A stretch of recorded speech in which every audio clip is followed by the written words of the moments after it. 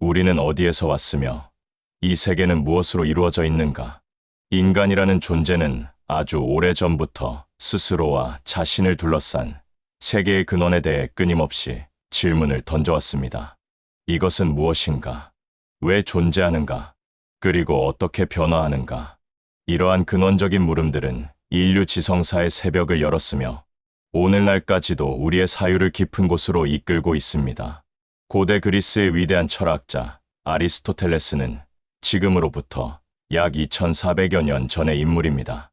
그는 이러한 본질적인 질문들에 대해 그 누구보다 체계적이고 심도 있는 답변을 제시하고자 했습니다. 그의 스승인 플라톤이 우리가 발 딛고 있는 이 현실, 세계 너머에 존재하는 완전한 이데아의 세계에서 참된 실제를 찾으려 했다면 아리스토텔레스는 정반대의 길을 걸었습니다. 그는 바로 우리가 보고 만지고 느끼는 이 구체적인 현실, 세계 속에서 개별적인 사물들 안에서 존재의 본질을 탐구해야 한다고 주장했습니다. 그의 심오한 탐구는 훗날 형이상학이라는 학문으로 집대성되었습니다. 그리고 그 형이상학의 중심에는 세계의 모든 존재와 변화를 설명하는 네 개의 강력한 열쇠, 바로 네 가지 원인 이론이 자리 잡고 있습니다. 형이상학이라는 용어 자체는 사실 아리스토텔레스가 직접 만든 말이 아닙니다. 그의 저작들이 후대에 정리되는 과정에서 자연 현상을 다룬 저술인 자연학 뒤에 위치한 책들을 단순히 지칭하던 것에서 유래했습니다. 그리스어로 뒤를 의미하는 메타와 자연학을 의미하는 피지카가 합쳐진 것입니다. 하지만 이제 이 용어는 단순히 물리적 현상을 넘어서 존재의 궁극적인 원리와 본질을 탐구하는 철학의 가장 근본적인 분과를 의미하게 되었습니다. 아리스토텔레스에게 형이상학은 존재 자체로서의 존재와 그것에 본질적으로 속하는 속성들을 탐구하는 학문이었습니다. 이는 특정한 종류의 존재, 예를 들어 식물이나 동물, 혹은 인간이라는 한정된 대상을 넘어 존재한다는 사실, 그 자체를 파고드는 가장 으뜸이 되는 학문, 즉 제1철학이었습니다. 이제부터 아리스토텔레스 철학의 정수라 할 수 있는 형이상학의 핵심 개념들을 하나씩 살펴보고자 합니다. 그리고 만물의 존재와 변화를 설명하는 그의 독창적인 분석 틀인 네 가지 원인론을 깊이 있게 분석함으로써 그가 얼마나 치열하게 세계의 근원을 이해하고자 했는지 그 위대한 지적 여정을 따라가 보겠습니다. 아리스토텔레스 형이상학의 출발점은 바로 실체라는 개념입니다. 그가 보기에 우리가 경험하는 이 세계는 셀 수 없이 많은 개별적인 사물들, 즉 실체들로 이루어져 있습니다. 지금 당신 앞에 놓인 책상, 당신이 앉아있는 의자, 창밖에 나무 한 그루, 그리고 이 글을 읽고 있는 당신과 이 글을 쓰고 있는 나 자신까지, 이 모든 개별적인 존재자들이 바로 실체입니다. 그의 스승 플라톤은 이러한 개별적인 존재들을 참된 실제인 이데아의 불완전한 그림자에 불과하다고 보았습니다. 하지만 아리스토텔레스는 단호하게 선언합니다. 바로 이 개별적인 실체들이야말로 가장 근본적이고 1차적인 존재라고 말입니다. 이데아와 같은 보편적인 개념, 예를 들어 아름다움이나 선함 같은 것들은 개별적인 실체들에 대한 우리의 사유를 통해 얻어지는 2차적인 개념일 뿐입니다. 그것들은 결코 개별적인 사물들과 독립하여 그 자체로 존재하지는 않는다고 보았습니다. 이것은 철학의 흐름을 천상의 세계에서 우리가 살아가는 지상의 세계로 되돌린 그야말로 혁명적인 관점의 전환이었습니다. 그렇다면 아리스토텔레스가 말하는 이 실체는 구체적으로 무엇으로 이루어져 있는 것일까요? 그는 모든 개별 실체가 진료와 형상의 결합체라고 분석했습니다. 먼저 진료는 그것이 무엇으로 만들어졌는지를 말해주는 재료 또는 바탕을 의미합니다. 예를 들어 청동으로 만든 조각상의 진료는 청동이며 나무로 만든 책상의 진료는 나무입니다.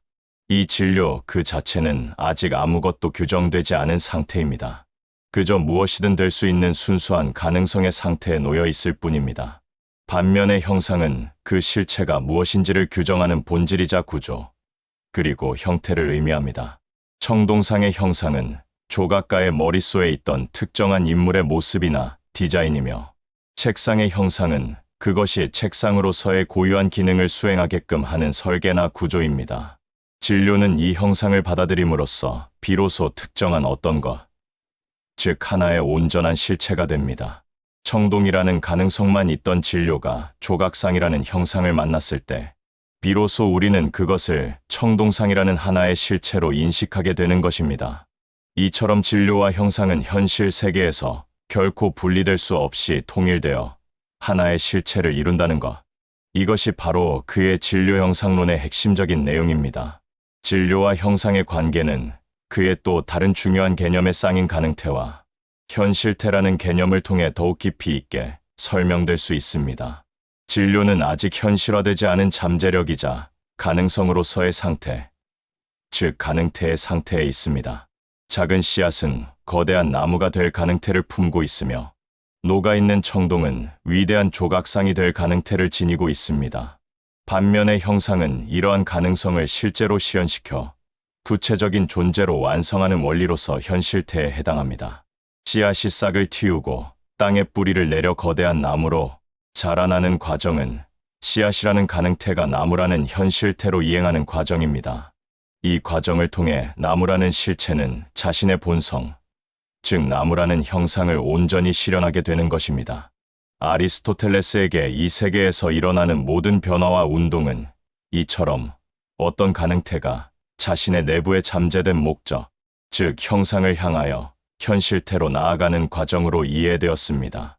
이는 변화가 없는 완벽한 이데아의 세계를 상정한 스승 플라톤과는 달리 끊임없이 생성하고 소멸하며 변화하는 이 현실 세계의 역동적인 모습을 설명하려는 아리스토텔레스 철학의 매우 중요한 특징을 보여주는 대목입니다.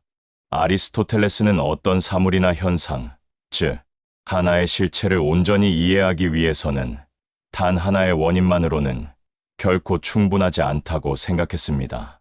그는 우리가 어떤 것에 대해 왜라고 물을 때 그 질문이 실제로는 여러 가지 다른 의미를 가질 수 있다는 점을 간파했습니다. 그리고 이 왜라는 질문에 대한 완전한 답변을 제공하기 위해 그는 4가지 종류의 서로 다른 원인 혹은 4가지 설명 방식을 제시했습니다. 이 4가지 원인을 모두 탐구할 때 비로소 우리는 그 존재에 대한 완전한 삶에 도달할 수 있다고 그는 믿었습니다. 이는 단순히 원인을 4가지로 나열하는 것을 넘어서서 세계를 이해하는 매우 체계적인 분석의 틀을 우리에게 제공했다는 점에서 철학의 역사에서 매우 큰 의의를 가집니다. 첫 번째 원인은 진료인입니다. 이는 그것이 무엇으로 만들어졌는가라는 질문에 대한 답변입니다. 즉, 사물을 구성하는 재료나 바탕을 의미하는 것으로 앞서 설명했던 진료의 개념과 직접적으로 연결됩니다. 예를 들어, 은으로 만들어진 그릇의 진료인은 바로 은입니다. 또한 튼튼한 목조 주택의 진료인은 나무와 벽돌, 그리고 시멘트 등입니다. 진료인은 어떤 것이 존재하기 위한 가장 기본적인 물리적 조건이지만 그것만으로는 결코 그릇이나 집이 될 수 없습니다. 그것은 아직 어떤 구체적인 형태도 갖추지 않은 채 무엇이든 될 수 있는 가능태의 상태에 머물러 있을 뿐이기 때문입니다. 두 번째 원인은 형상인입니다. 이는 그것이 무엇인가라는 질문에 대한 답변으로 사물의 본질과 정의, 그리고 그것의 구조와 형태를 의미합니다. 진료가 특정한 사물로 현실화되기 위해서 반드시 받아들여야 하는 설계도나 청사진과도 같습니다. 은 그릇의 형상인은 그것을 다른 물건이 아닌 그릇이게끔 하는 특유의 움푹한 모양과 디자인을 말합니다. 주택의 형상인은 건축가의 머릿속에 있던 구체적인 설계도에 해당합니다. 형상인은 아무런 형태가 없던 진료의 고유한 의미와 정체성을 부여하는 역할을 합니다. 그리고 그 사물이 다른 모든 것과 구별되는 고유한 본질을 최종적으로 결정합니다. 세 번째 원인은 동력인 또는 작용인입니다. 이는 무엇이 그것을 만들었는가라는 질문에 대한 답변입니다. 이것은 변화나 운동을 일으키는 직접적인 원동력을 가리키는 것으로 오늘날 우리가 일반적으로 원인이라는 단어를 사용할 때 가장 흔하게 떠올리는 개념과 가깝습니다. 은 그릇의 동력인은 그 그릇을 망치로 두드려 만든 은세공사입니다. 한 아이의 동력인은 그 아이를 낳은 부모입니다. 동력인은 가능태의 상태에 머물러 있던 진료를 형상과 결합시켜서 현실태로 이행시키는 외부적인 힘이나 구체적인 행위자라고 이해할 수 있습니다. 네 번째 원인은 목적인입니다. 이는 그것이 무엇을 위해 존재하는가라는 질문에 대한 답변입니다. 즉, 사물이 존재하는 궁극적인 목적이나 그것이 추구하는 좋음을 의미합니다. 아리스토텔레스에게 있어 이것은 네 가지 원인 가운데 가장 중요하고 가장 결정적인 원인이었습니다. 은 그릇의 목적이는 음식을 담기 위함이라는 목적을 수행하는 것입니다. 주택의 목적이는 그곳에 사는 거주자에게 안전하고 편안한 안식처를 제공하기 위함입니다. 그는 심지어 인공물뿐만 아니라 자연물에도 이러한 목적이 내재되어 있다고 보았습니다. 씨앗의 목적이는 자신의 잠재력을 모두 발현하여 온전한 나무로 성장하는 것입니다. 우리 눈의 목적이는 사물을 보는 것입니다. 이처럼 아리스토텔레스는 모든 존재가 자신에게 주어진 고유한 목적, 즉 텔로스를 실현하려는 내재적인 경향성을 가지고 있다고 생각했습니다. 그리고 나머지 세 가지 원인들, 즉 진료인, 형상인, 동력인은 모두 이 궁극적인 목적인을 실현하기 위한 과정 속에서 자신의 역할을 수행한다고 보았습니다. 아리스토텔레스의 형이상학과 네 가지 원인론은 존재의 근원을 해명하려는 인류의 위대한 지적 여정에서 가장 중요한 이정표 중 하나로 평가받습니다. 그는 스승 플라톤이 제시했던 저 높은 곳의 이데아, 세계에서 우리의 구체적인 경험 세계로 철학의 중심축을 옮겨왔습니다. 그리고 실체라는 개념을 진료와 형상, 가능태와 현실태라는 정교한 개념적 도구를 통해 분석함으로써 끊임없이 생성하고 변화하는 이 세계의 역동성을 성공적으로 포착해냈습니다. 또한 진료, 형상, 동력, 목적인이라는 네 가지 원인의 틀을 통해 어떤 존재에 대해 단편적이 아닌 다층적이고 총체적인 이해가 가능함을 우리에게 보여주었습니다.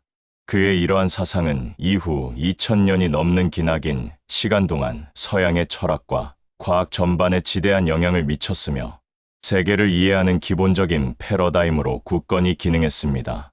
물론 현대 과학의 관점에서 볼 때, 특히 자연 현상을 설명하는 데 있어서 목적인을 상정하는 것은 비과학적인 태도로 여겨지기도 합니다.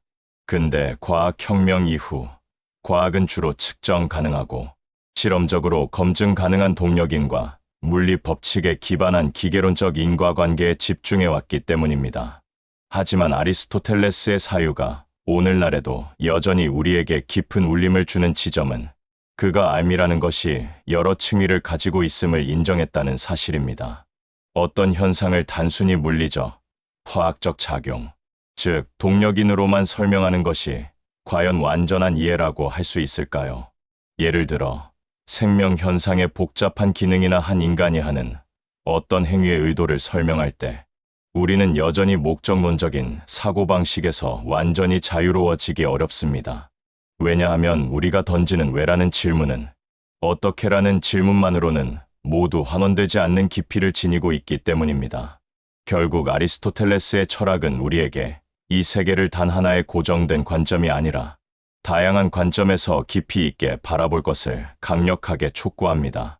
사물을 구성하는 재료가 무엇인지, 그것의 본질적인 형태와 구조는 무엇인지, 누가 혹은 무엇이 그것을 움직이게 만들었는지, 그리고 그것이 궁극적으로 무엇을 향해 나아가고 있는지를 함께 물을 때 우리는 비로소 존재의 신비에 한 걸음 더 가까이 다가갈 수 있을 것입니다.